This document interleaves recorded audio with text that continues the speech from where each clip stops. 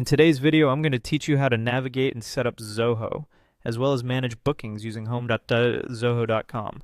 To get started, you'll first need to visit the Zoho website.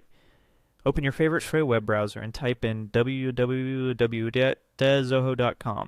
This will take you to the Zoho homepage where you'll have access to all their services. Once you're on the homepage, move your cursor to the top right corner of the page and click on the Sign In button.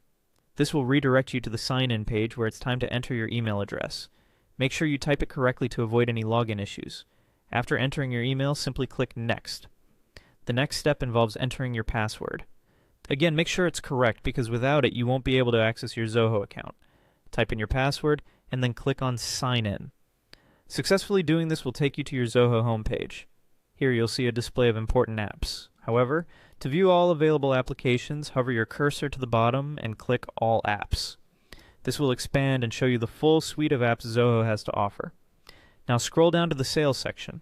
Under this section, you'll notice an app called Bookings. Go ahead and click Bookings.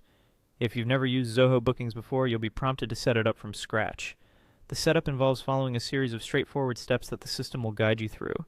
It's important to follow each step carefully to ensure your Zoho Bookings account is configured correctly. Once you have completed the setup, you should see the Appointments tab on the left side menu. Clicking on this will reveal several subcategories, including sales calls and workflows. You'll also find options like salespersons and booking pages. These features are essential for managing your scheduling and booking needs efficiently. Now that you're all set up, let's walk through creating a new appointment. Within the Appointments section, choose the Sales Calls option first. Then you'll need to select the specific salesperson for the appointment. Following that, choose the desired date and time for the appointment. The next step is selecting the customer for whom the appointment is being scheduled. This is crucial for maintaining accurate records and ensuring proper communication. After you've filled in all the necessary details, go ahead and click on Add Appointment.